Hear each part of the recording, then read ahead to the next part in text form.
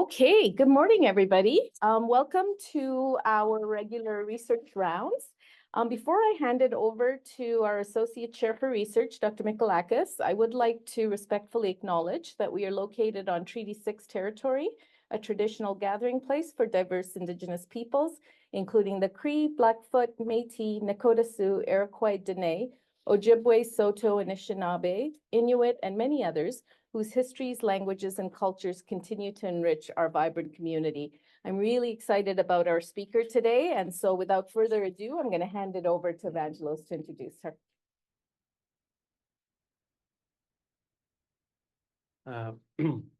Thank you, Narmin.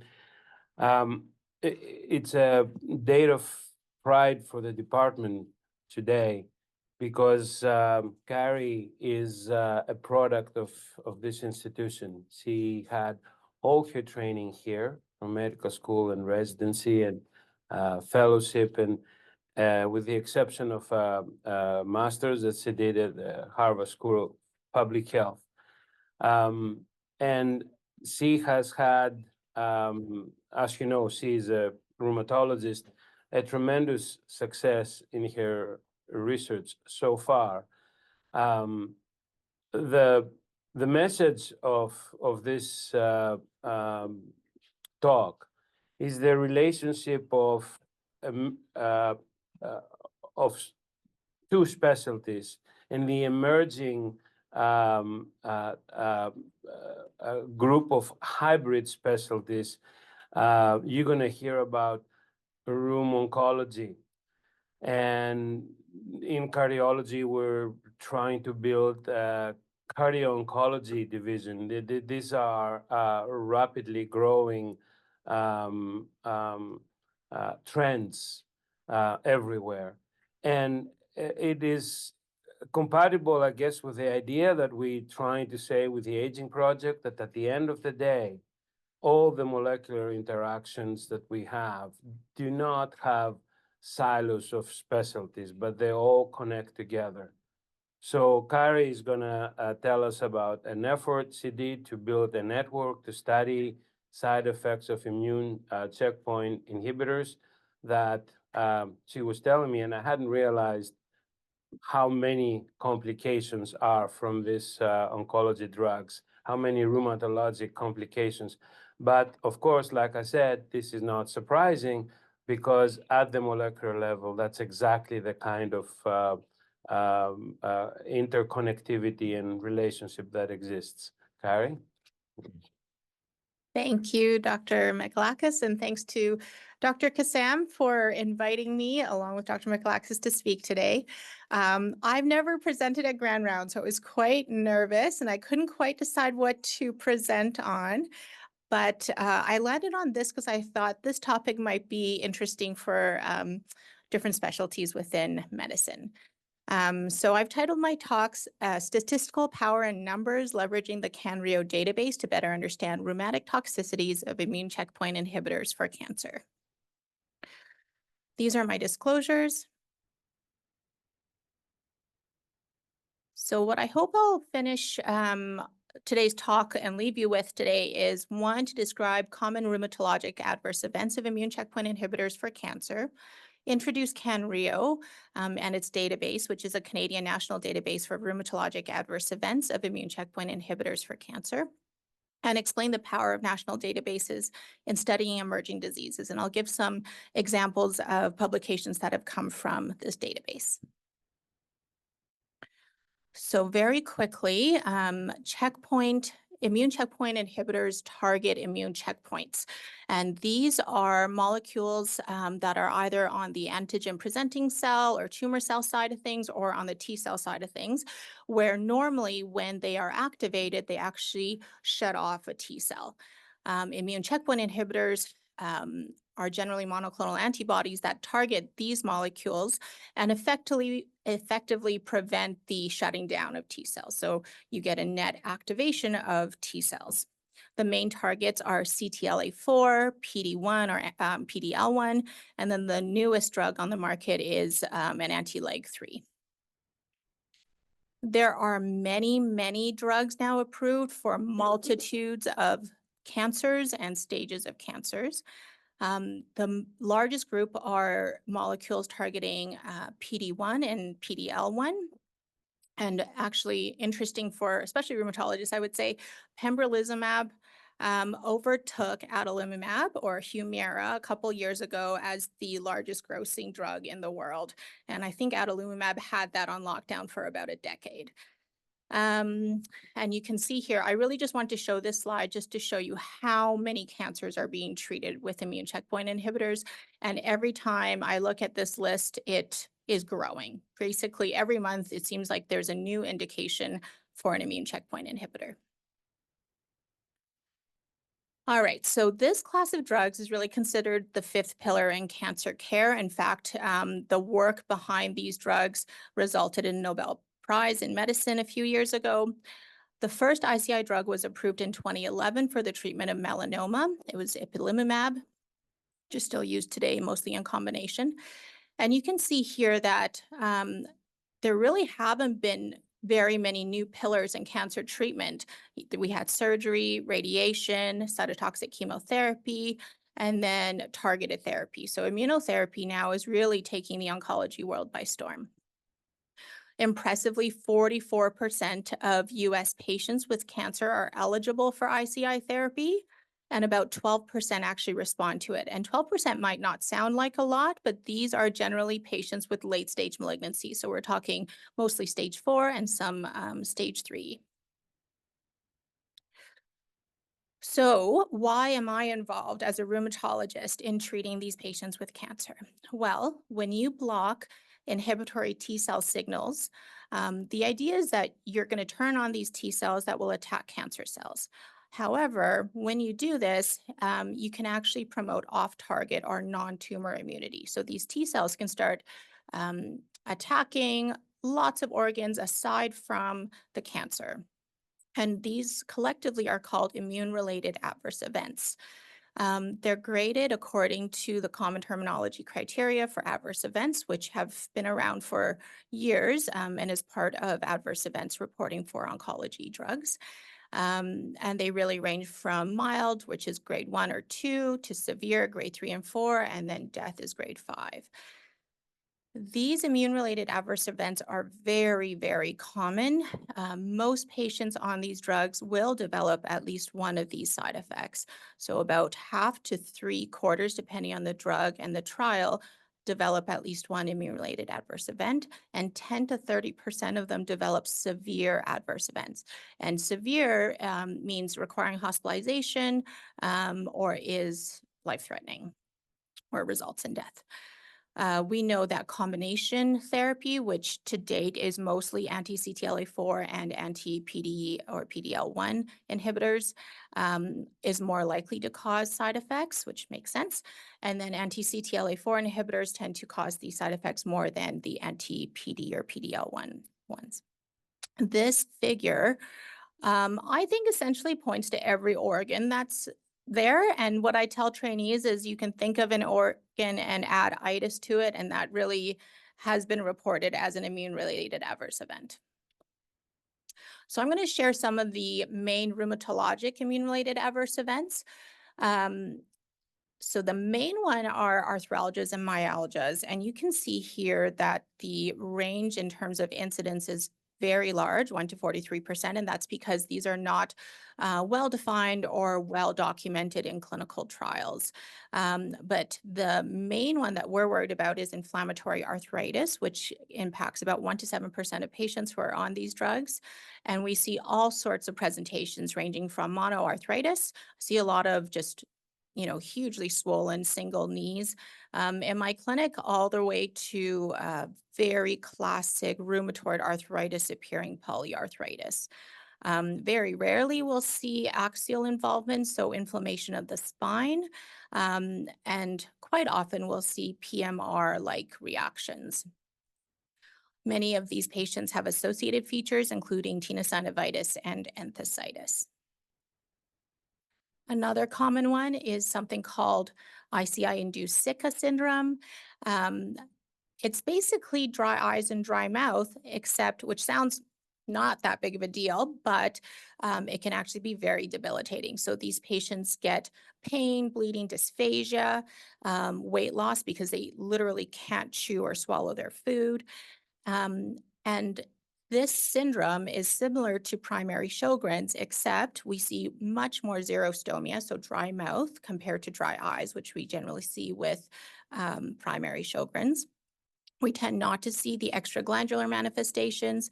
There's less fibrosis on biopsy, and most importantly, clinically, is that these patients are responsive to immunosuppression, which primary Sjogren's is not. Myositis is probably one of the most well-known side effects of immune checkpoint inhibitors because this lands patients in the hospital and sometimes in ICU. And what's really interesting about ICI-associated myositis is that we can see this very interesting muscle triad, which includes myasthenia gravis, myositis, and myocarditis. And these three generally do not present together outside of the context of immune checkpoint inhibitors. And the mortality rate is very high, even with treatment when someone has this triad. So that patient who presents with proximal muscle weakness, high CK, and that little troponin bump, those patients should actually be monitored closely. The other interesting thing that we see are these sarcoid-like reactions. And what's reported in the literature is that it occurs in less than 1% of users of ICIs, but I think it's probably underrepresented in the literature and probably underdiagnosed because it's often mistaken as cancer progression. And as we're learning more and more that sarcoid is a potential reaction of these drugs, we're actually finding that a lot of patients who are deemed to be progressors and have their cancer treatment stopped actually have sarcoid because the main presentation of immune checkpoint inhibitor related sarcoid is actually lymphadenopathy, and not hilar lymphadenopathy, but lymphadenopathy showing up everywhere in the body. And so it's really important in these patients to have a high suspicion for sarcoid and biopsy to confirm that it's not progression, because you may in fact be stopping life-saving treatment. The other important thing to note is that generally with primary sarcoid, when someone just has lymph node involvement, for example, hilar lymphadenopathy, we don't generally treat. But in these patients, because it really confuses the surveillance of the tumor in terms of assessing progression, we will actually treat just to suppress the lymph nodes from sarcoid involvement. And then obviously, if there's organ involvement, we would treat. The last one I'm going to talk about before we talk more about CanRIO and the learnings from CanRIO is vasculitis. I just want to tell you that we can see small, medium, large, ANCA-associated, non-ANCA-associated, temporal arteritis, aortitis. All of these have been reported with immune checkpoint inhibitors. All right. And then finally, the other really interesting potential side effect is flaring of underlying autoimmune diseases. So these patients who have pre-existing autoimmune disease and then get a cancer and need an immune checkpoint inhibitor are at risk of having a flare of their underlying disease. And you can see that the risk of flaring is very much dependent on the type of autoimmune disease they had. For example, polymyalgia rheumatica is very, very likely to flare versus some of our sort of B-cell mediated diseases like lupus seems to be less likely to flare. The flare rate is about 50%, and 1 in 3 of these patients will develop a new IRAE or immune-related adverse event, and 1 in 5 will have to permanently stop their treatment.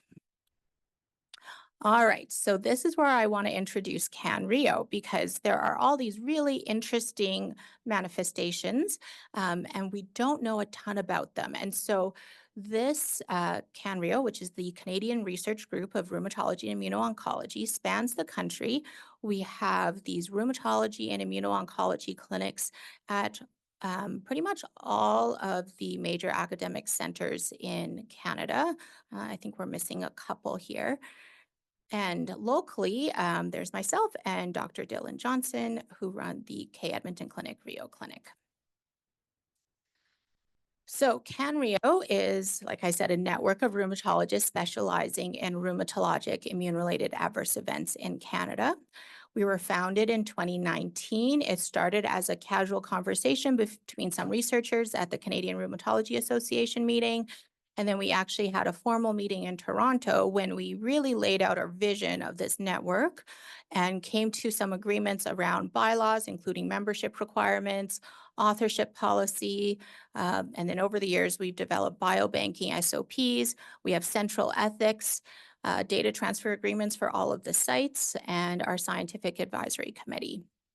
There are currently 15 RHEO clinics, or rheumatology and immuno-oncology clinics, across Canada. We have monthly SAC meetings, quarterly virtual meetings, and annual in-person general meetings. So the Edmonton RHEO Clinic really is part of, like Dr. Mikulakis said, a trend kind of all around the world of this emerging field of rheum oncology, which we're seeing in other specialties too.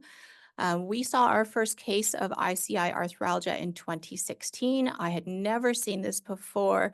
I remember asking a colleague and she said, "Oh, I actually heard about this at the Harvard Review course. Let me send you my slides." And what I found really interesting is that the evidence given at this talk at the Harvard Review course for rheumatology was based on a handful of case reports that included like 3 patients. And so I thought, well, I think we could probably get more than that. And so I formed a collaboration with the oncologist and said, please send me every single one of your cases. I want to see them and I will get them in within a week so that this is worth your while. So these referrals are routed to the RHEO Clinic when they come to rheumatology central triage. And not only is it for research purposes, but also these patients really do need to be pulled out and seen urgently.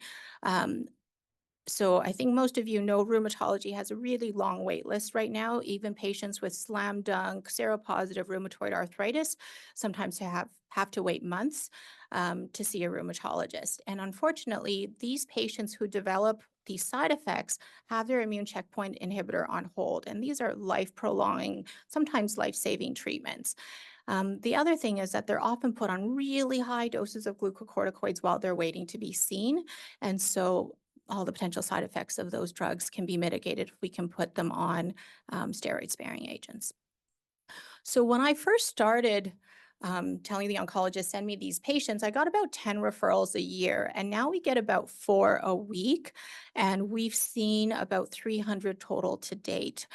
And so the research that we conduct through this clinic included recruiting for ICI inflammatory arthritis clinical trials, and also contributing to the CanRIO database. So this CanRIO database includes adult patients over the age of 18 years old who have been referred to a CanRIO rheumatologist for assessment of any rheumatic IRAE. We have 2 arms. We have the retrospective arm where patients are retrospectively entered through chart review at each institution. This includes 639 patients from January 2013 to now, which includes follow-up during that whole period as well. The prospective cohort includes patients who are enrolled and followed prospectively at regular intervals with standardized clinical case report forms and blood biobanking. And we have 404 of those patients enrolled from December 2019 to now. You can see here the demographics of the data set is very much reflective of the cancer population. So mean age 65, mostly male, and the 3 main cancers that had the earliest indications for immune checkpoint inhibitor are melanoma, lung cancer, and renal cell carcinoma. So some early wins, I'm going to kind of talk you through some of the publications that have come out of the CanRIO database. So our early wins were that we were able to publish the largest case series of rheumatic immune-related adverse events in the world. And the main takeaways from that were that immune checkpoint inhibitor-associated inflammatory arthritis is almost universally seronegative. We do not see rheumatoid factor or anti-CCP antibody with this toxicity. And now to most of us, we know this is kind of an obvious thing, but at the time, this was totally new. And then we also reported that hydroxychloroquine and methotrexate were the most commonly used steroid-sparing agents for immune checkpoint inhibitor-associated inflammatory arthritis. We also reported the largest case series of pre-existing rheumatic disease in ICI therapy. very descriptive study, but the main thing that we concluded is there's a lot of selection bias. Really only patients who had either very, very mild disease or even questionable pre-existing rheumatic disease, and those who essentially had disease that was in drug-free remission were even offered immune checkpoint inhibitors. I think that's really changed now. I think if we were to repeat this descriptive study, we would find that it's more inclusive of patients with pre-existing autoimmune diseases. But I think the real potential of the CanRIO database is that as our numbers grow and our follow-up increases, we can do the following. We can describe rare rheumatic immune-related adverse events.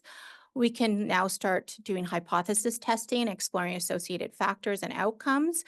We can use the CanRIO database as a bridge towards population-based epidemiology studies, which is really the area that I feel most comfortable in. And then we are starting to run some biomarker studies as well. So I'm going to highlight a couple of studies from each of these categories that we have done. So let's start with rare rheumatic immune-related adverse events. So the first one I'm going to talk about is immune ICI-associated RS3PE. I don't know how many people have heard of this sort of Star Wars sounding disease, but it stands for remitting seronegative symmetrical synovitis with pitting edema. It's kind of wild that no one has come up with a better name for this description.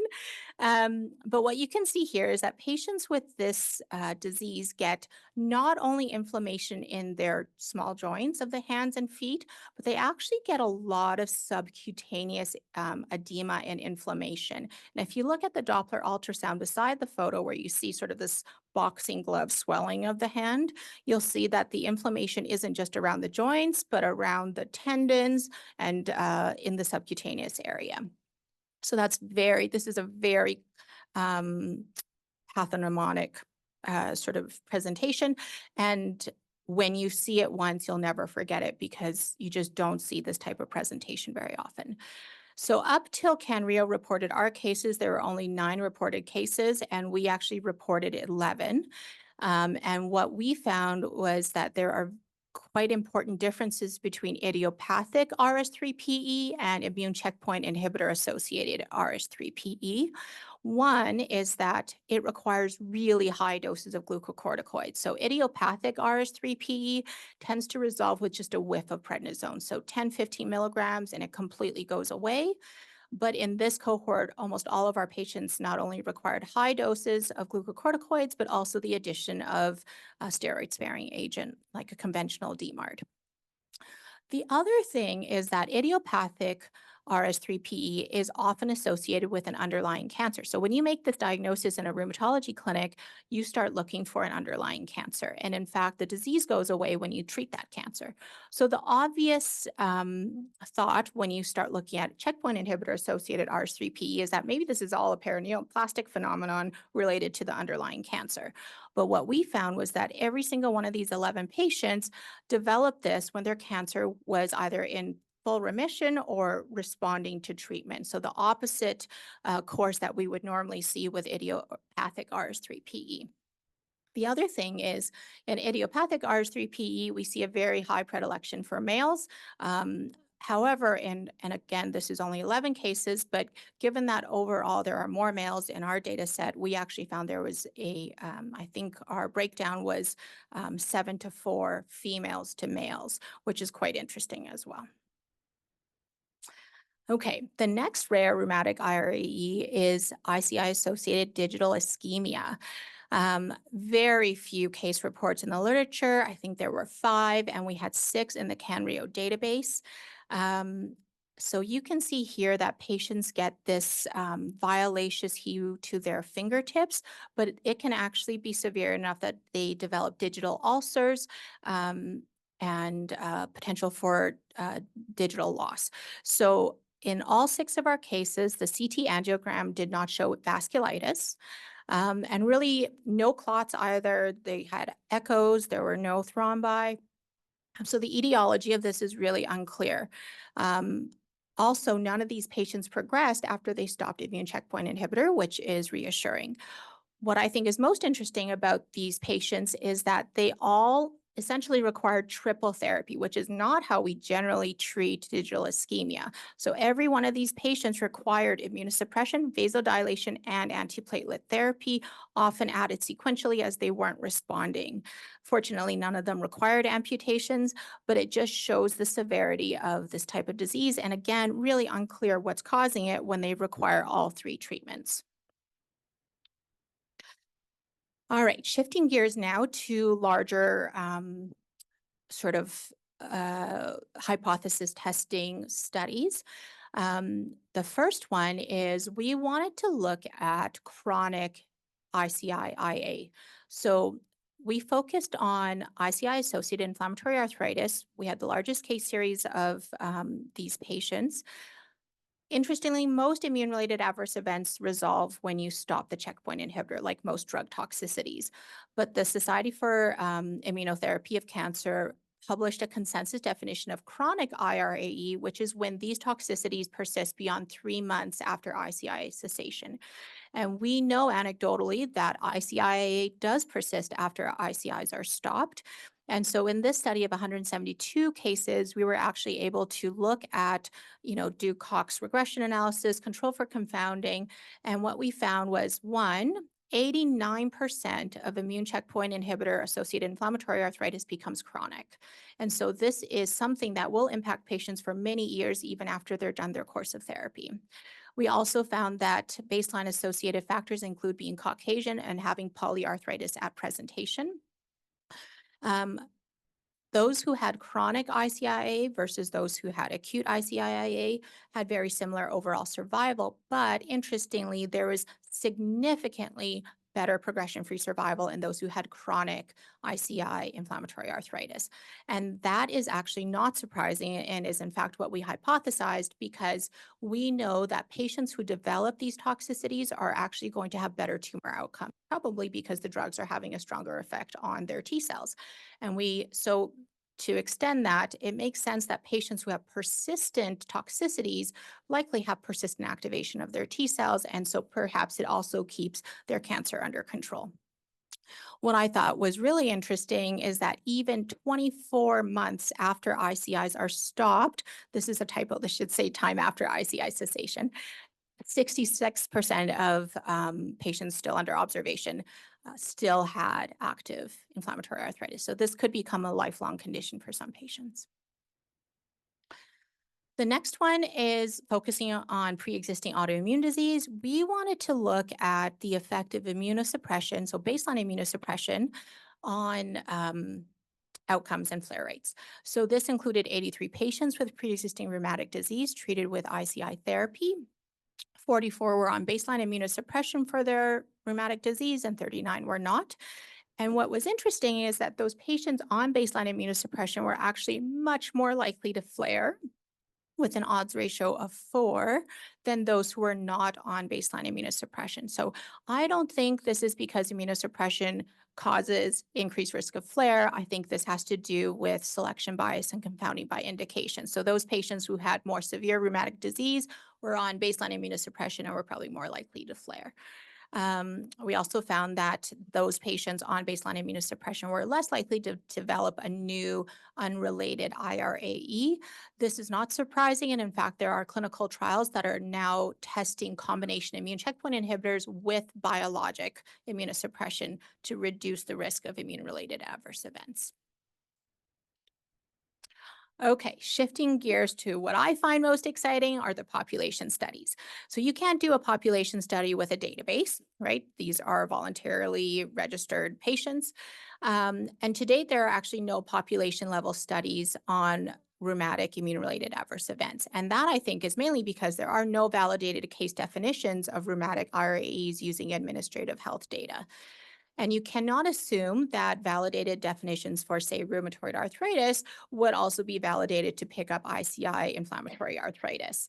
And in order to do this validation study, you need a large validated database, which is where CanRIO comes in. So we got CIHR funding to do this study. Aim 1 is to essentially evaluate validated administrative case definitions using the CanRIO database as our data set of cases and non-cases. And then using the best administrative case definition, we're going to actually evaluate ICI inflammatory arthritis at the population level. So this study includes 5 provinces: BC, Alberta, Ontario, Quebec, and Nova Scotia. So we pulled the CanRIO data from these 5 provinces. The full cohort includes 1,043 patients, including 494 that have inflammatory arthritis. And that's a pretty nice split for case, non-case when you're wanting to do validation studies. We use the following ICI or ICD inflammatory arthritis codes. There are no ICI, IA, ICD codes, but these ones we felt were likely the ones that someone would code their VISIC diagnosis as.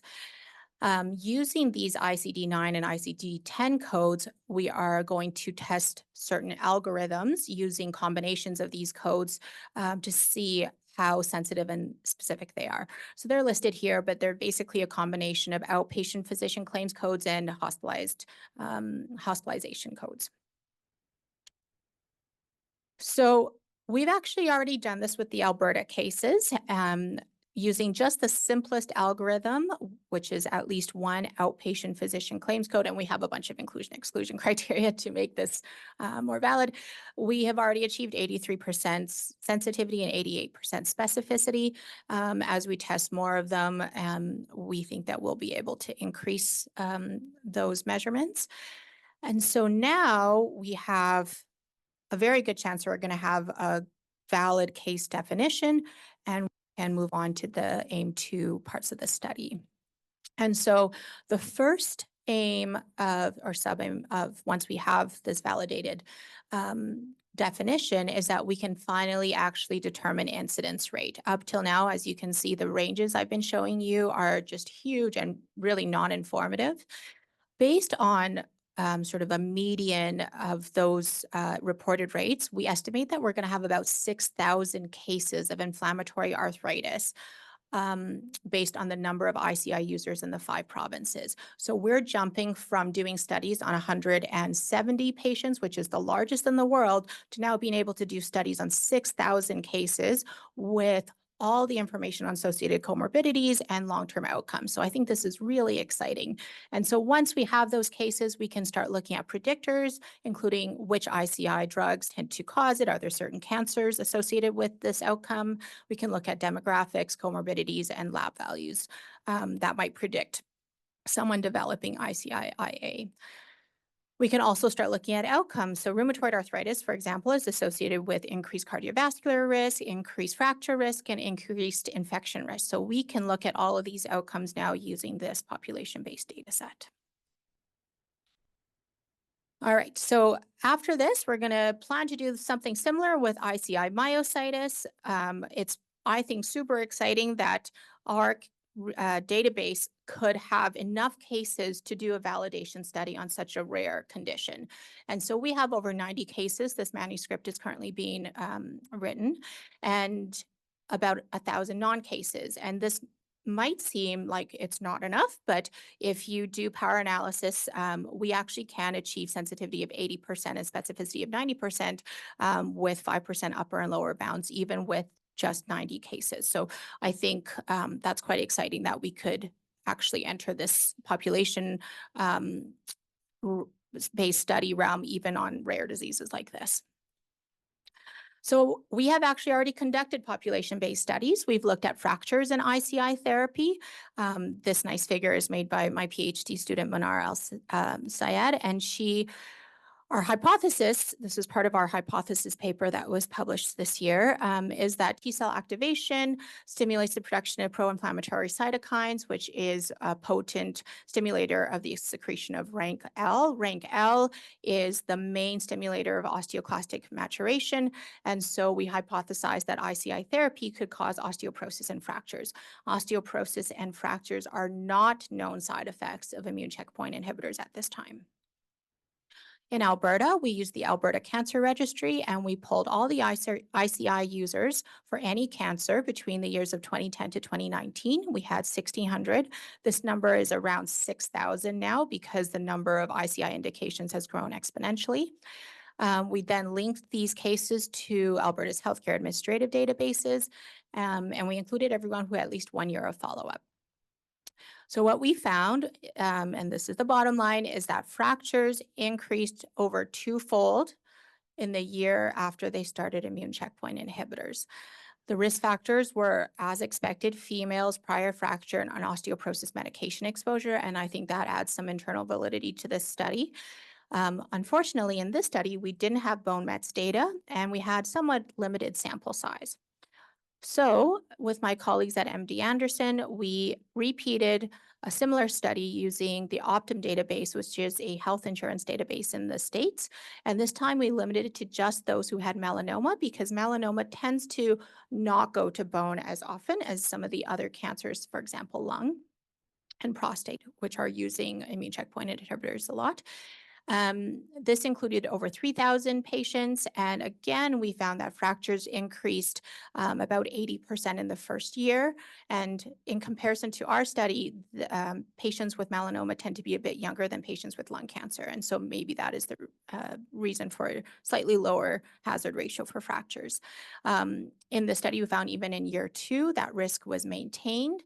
And most importantly, there was no difference in bone mets between those who fractured and didn't fracture, and no difference in glucocorticoid exposure. So I think that takes away that potential confounding. Again, the risk factors were really supportive of this hypothesis: age, female, prior fracture, and then also combination ICI therapy. So again, these are traditional osteoporosis risk factors, and we have demonstrated a potential dose effect with the combination ICI. So I think there's certainly lots of evidence now to, and lots that I didn't share here, to suggest that osteoporosis is likely a side effect of immune checkpoint inhibitors. Because of our population-based study, we got funding from several agencies to conduct prospective cohort studies, where we're now going to measure bone turnover markers at baseline and during follow-up of treatment, look at bone mineral density and bone strength using CT and DEXA, and then look at fracture outcomes. And we're also looking at the impact of these fractures on quality of life through a qualitative study. All right, moving on to biomarkers. This is certainly not my area of specialty, but we have 2 great basic science leads in CanRIO, Mei Choi, who is the head of the mitogen lab now, and Marie Hudson out of McGill. So all of our bio samples go to a central lab, which is the mitogen lab in Calgary. We collect DNA, which is done through blood or buccal swabs, and we collect plasma at baseline, 3, 6, and 12 months on all of the prospective cohort patients. We've actually just got funding to add in 24 months as well. And then we have all the corresponding clinical data. So the studies that they're starting to work on are looking at biomarker associations with clinical phenotype, drug response, and outcomes. All right, I thought I was going to take a lot longer. When I tested at home, it was 56 minutes. So I was like, I got to rush through this. But this is my last slide. So the future of CanRIO, I've touched on some of the main publications, but there's a lot of other exciting things we're working on. For example, we're doing grade consensus guidelines with support both financially and through guidelines expertise with the Canadian Rheumatology Association. So they're all going to be CRA/CanRIO guidelines, which is, I think, pretty exciting that they're partnering with us. I'm leading the pre-existing rheumatic disease guidelines, and we've actually finished all our consensus and are just writing it up right now. So that should be published in early 2025. That will be the first consensus guidelines on this topic. And then the other groups are working on consensus guidelines on the management of ICI inflammatory arthritis, myositis, and sarcoid-like reactions. We are also part of the international classification criteria. So we are doing a full validated validation project on determining classification criteria for inflammatory arthritis. And so that will be exciting when we have this, so that we can start enrolling in more rigorous clinical trials. We also are getting a lot of requests for international use of our data. So we've set up a pipeline and process to do data transfer agreements with several countries now. And we've also started to focus more on education. We have an education subcommittee, and we have currently 3 rheumatology and immuno-oncology fellows across the country. We also do case rounds, which have actually turned international. And we have a website called CanRIO.ca, which includes educational information for both physicians and patients. There's also some interactive modules. And I think a big thing that we're excited about is that we've been approached by other specialties, including dermatology, endocrinology, GI, in terms of helping them set up something similar like CanRIO for their specialty. So if you're interested, please feel free to reach out. So I hope I've covered my objectives, and I think I've left some time for questions. Thank you. Thank you, Carrie.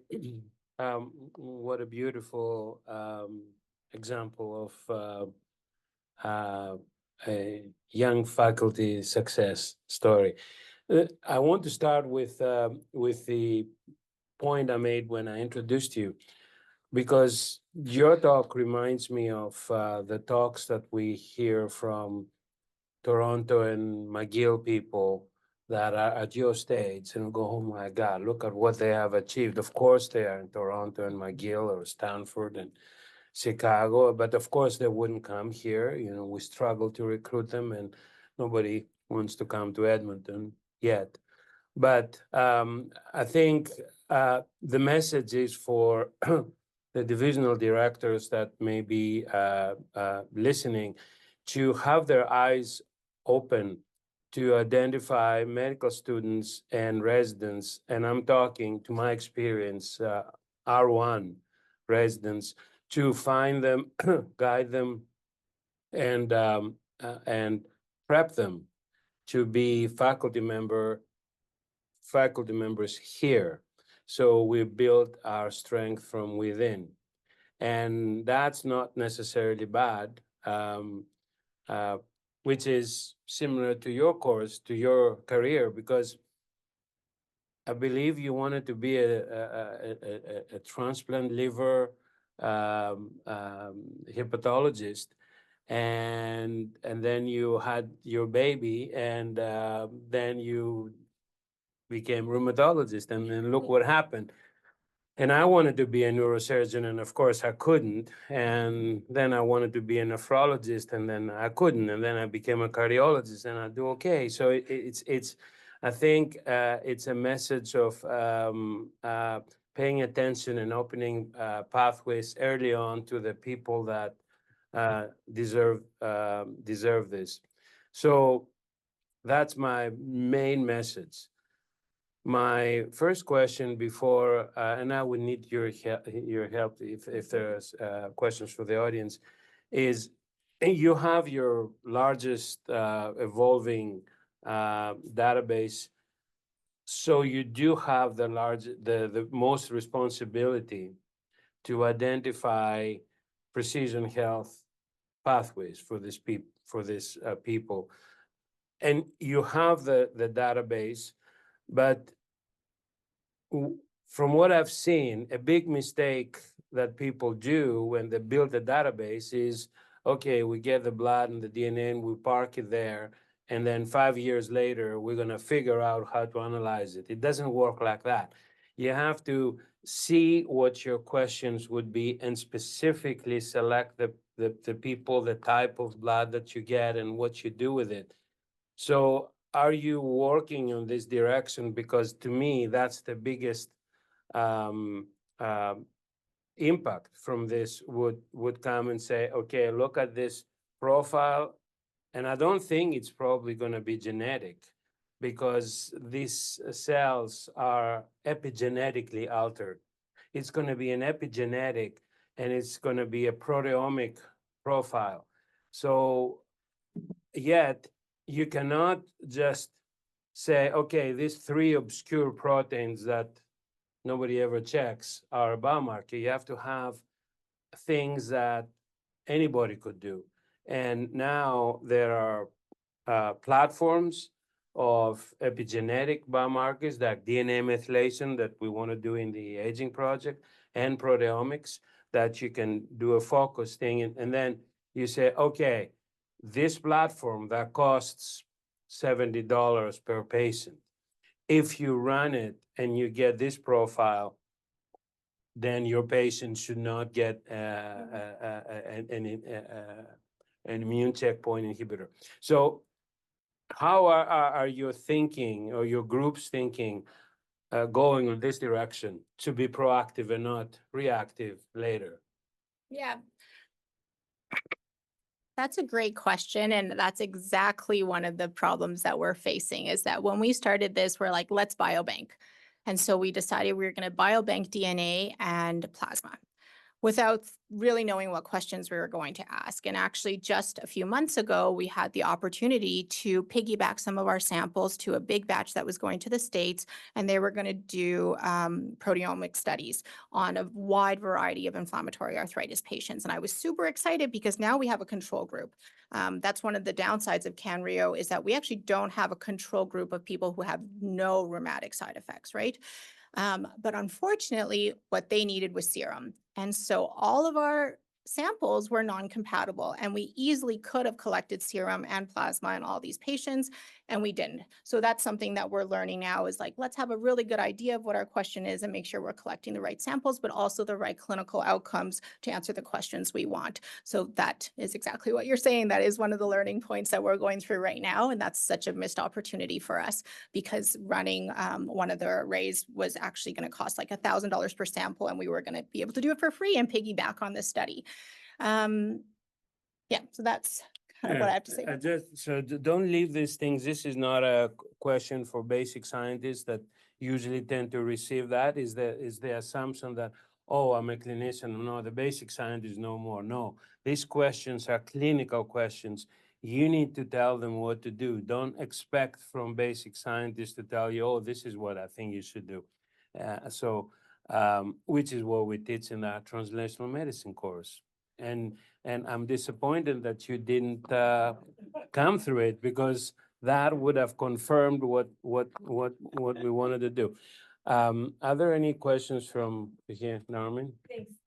I just need to echo Evangelos's tributes that Carrie, you're doing amazing, and we're just so proud of having you in the department and the work you're doing. I mean, this is just some of the work that you're doing. So, you know, when you think about all the other things, it really is remarkable. But my question was going to be very clinically based, which is that, I mean, Vijay and I see this, at least I'm on Emerge this week. I've probably seen 4, not inflammatory arthritis, but various complications of ICIs, right? And I just wondered what kind of collaboration you've developed with the oncologists, because, you know, just as I'll display my frustration when we quite often call up the cross and say, hey, we think this is from the ICI, whether it's hepatitis or respiratory complication or cardiac or whatever. We do get a lot of pushback. And, you know, having said that, we still hold the ICI, start them on steroids and treat them anyways. And so I wondered what kind of collaboration you have with the oncologist. And the second question is such good data you presented on osteoporosis. So are we, you know, sort of recommending now that they should be started on preventive therapy the way we do with steroids, or how is that moving along? Yeah, great questions. My collaboration with the oncologist, I would say, is very personal in that they all have my cell phone number and I have their cell phone number. So it's a lot of just like texting, calling anytime about the patients. I definitely understand. I think that there is, I don't want to say pushback from the cross, but there are just so many side effects that each of their patients face that I think they're already super general internists, but they're having to really become super, super general internists and manage and identify so many rare complications now. Dr. John Walker, one of the medical oncologists, and I think actually the site chief now, is really interested in immune-related adverse events, has a bunch of clinical trials, and he actually started an immune-related adverse events clinic that recently actually had to shut down because of reduced funding. But that's what we need, because like Dr. Mikolakis also said, these aren't silo toxicities. They really are people getting sort of systemic inflammation. And in this person, it's in the lungs and the joints. And in this person, it's in the eyes and it's somewhere else. And so what we really do need is a multidisciplinary IRAE clinic where we can meet and have case rounds across specialties. Your second question was osteoporosis. That's right. That is my next grant that's percolating, is to do an interventional preventative study for fractures. Absolutely. Double. Congratulations. I'm not disappointed in you. Just wanted to clear that. So here I'm wearing the hat of the cardio-oncologist. As you know, we actually collaborated in a case report and we published. So the question is, I may have missed this because I had to get out. Are you stopping or are they stopping ICI medications in these patients, or you're continuing with them? And so if you're stopping, you were saying that you know the outcomes might still be better for the cancer, but if you're stopping the medication, how does that happen? And my other question is, I might be shooting myself in the foot now, but myocarditis is obviously a big overlap side effect, especially in patients with myositis. In particular, in our case where we were convinced that it's not myocarditis, that person continues to have worsening LV function. So I'm not sure what's going on right now. So bottom line is that are you guys screening these patients for LV dysfunction, heart failure? It might be an idea. Yeah, absolutely. That's a good point. So the oncologists have a standard panel that they follow all their ICI patients with, and that includes things like TSH, cortisol, but it doesn't include things like troponin, and it probably should, because you're not going to have a benign troponin rise in the absence of high CKs, right? And so picking those up probably is useful. I would say in terms of, what was the first point, actually? Sorry, I'm having. Stopping ICI. Yeah, we're often asked by the oncologist to give recommendations on ICI therapy now. And the bottom line is we probably don't know. I think it really depends on the toxicity. For example, with inflammatory arthritis, I always tell my patients, my goal is actually to facilitate your cancer therapy. It's not to get your arthritis under perfect control like it is with rheumatoid arthritis. We know that, for example, inflammatory arthritis from ICI tends not to be erosive. And so I don't want to treat them to perfect remission. In fact, I want them to get back on ICI therapy, and I don't want them to be too heavily immunosuppressed. But that's different from, say, someone who has true myocarditis or myositis. I don't think anyone would be willing to continue immune checkpoint inhibitors in those patients. So, but we don't have good evidence to dictate this. We do have case reports of recurrent myositis after ICI retrial, but I think the last time reviewed, there were 3 of those cases. So it's not enough to really say you're informed making those decisions. Eric, can you read this question? It's too small of a font for me. Yeah, I'm on it. So Dr. Vithanayagam asks, question on setting up clinical network databases for hosting multi-provincial/territorial data entry. Did you use AHS to host the database? And if yes, did you have any challenges with the AHS privacy office? So our national database is actually hosted here at the U of A through Wickery in a REDCap database.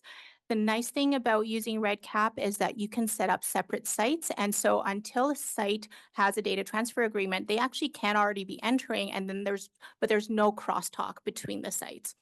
And as soon as they get a data transfer agreement, we kind of open those doors, and now we can look at data. So even though I'm the lead of these databases, I actually can't see their data until we have those legal aspects sorted out. So yeah, ours is not hosted through AHS, it's hosted through REDCap, and until now it's been free. Hopefully they're not listening and start charging me. Another question. Oh, go ahead. That's the only one from online. I want to echo some of the kudos to you, Carrie, around this longitudinal program of research. It's really exciting. And in contrast to what Evangelos has said, you know, he talked about how difficult it is to get people here to do this kind of research. But I look at your numbers and I see like your recruitment is at times, you know, 15 times that of Ontario, where our population is certainly not aligned with those recruitment efforts. And I wonder what advice you would have in terms of recruiting sites so that they would have as much passion and success as our site has had here. Thanks, Anna. Good question. You know, funnily enough, CIHR reviewers had the same issue with our last application. They're saying Ontario doesn't seem to have the same representation, or Quebec. You know, I really think we have a lot of referrals because I've invested a lot of time to develop these really personal relationships with the oncologists. It's a lot of like having a coffee together, walking over to the cross to make that effort, attending their rounds, presenting at their rounds, going to their dinner meetings, which I'm like, feel bad even admitting because I don't always go to our rheumatology evening events, but that's part of the relationship building. Sorry, Stephen.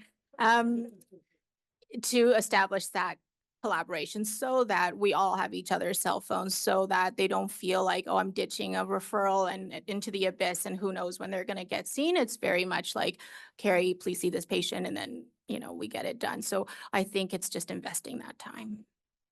And I didn't say that we're doing worse than Toronto. I said the opposite, in case you misunderstood. I said it looks like the kind of things that Toronto people do, but of course, here it's better. My other question is, in any given patient, you may have on some patient you get the same drug, same tumor, but you'll have a heart involvement or a blood vessel involvement. In another patient, a skeletal muscle involvement, an eye involvement. These questions, and you say why? You know, these questions you cannot answer clinically, particularly because you cannot get biopsies for everybody to see what is different. Or it's very hard to do molecular imaging to study the biology of this every site. That's where you need animal models. That's exactly the kind of question that is going to be answered by an animal model. And these days, even in oncology, they do these co-clinical trials where while a clinical study is happening, a similar thing is happening in animals, and then people can get information sort of in real time. So are there efforts to have animal models for this thing? Because it's an easy animal model. You have a mouse and then you give them the drug. Are there efforts or other plans to actually do that? So you have a parallel force of molecular medicine running through your clinic, aside your clinical force. We don't, but if you would like to be that person collaborating and doing these mouse models with me, I would love that. No, these immune networks are too complex for me. And I remember when Mo Osman was in my lab, I was overwhelmed by the complexity of these networks. But there are people here like Mo that has a basic science lab and can do animal models, or in your other sites. I think you need to build this in parallel. So you close the loop and you have a complete picture of knowledge from molecules to populations. And again, don't expect the basic scientists to come and say, hey, we want to do it. You that takes the leadership on that, you need to go and tell them, hey, don't you think you could study that? And that's how it works usually. Yeah. It would be great to have mouse models embedded in all of this to confirm a lot of our research for sure. Is there another question? Last question. Okay, this is from Dr. Murtha. What is your opinion on whether immune checkpoint therapy should be held during radiation therapy? Hi, Dr. Murtha, by the way. So I I don't know. I don't know the literature around this. I don't know if they're able to, are the online participants able to say something on this? Because Dr. Murtha, I think you would know a lot more about this than I would. Dr. Murtha is a radiation oncologist. I don't think can they? Oh, Hero, we don't know the answer either. Oh, okay. Sorry. Okay, this was it, Gary. Thank you very much, and keep doing great things. Thank you.